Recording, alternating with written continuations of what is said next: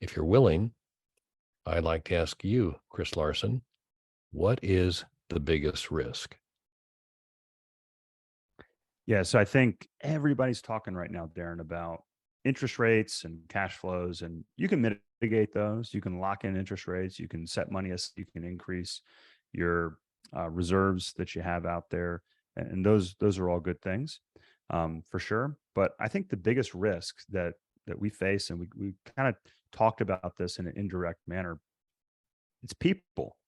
It's people. Do you have the right people on the team? If you're an investor, are you investing with the right people? Are you investing with somebody who's just a sole operator, without partners? What if something happens to them? Obviously, I'm acutely aware of that. I lost my father at age 5. I lost my best friend in college at the age of 18. So I know that, that there's things you need to put into place. So things like life insurance, estate planning are probably more apparent to me when it comes to that. But if you're an investor, I would ask that question. I would say, hey, Chris, how are you addressing this issue? How is the team built out? So if something happens to, that fantastic operator that you have that came from the medical production facility, how's the team structure if something happens to him? Where's the point of failure when it comes to that? What we do, we put systems in place. So I really like kind of the methodology of optimizing the solution and then automating that solution and then ultimately outsourcing that solution.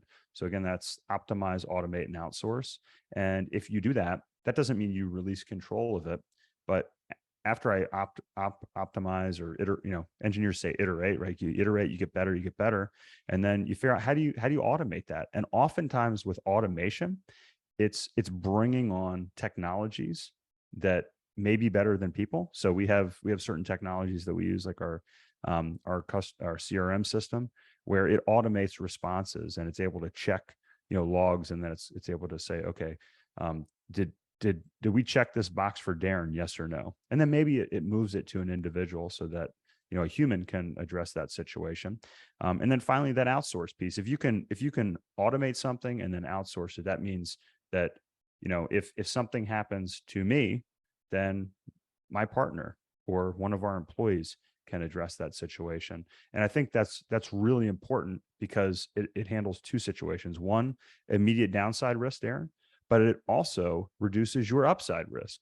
And what I mean by that is, as you scale, quality can go down.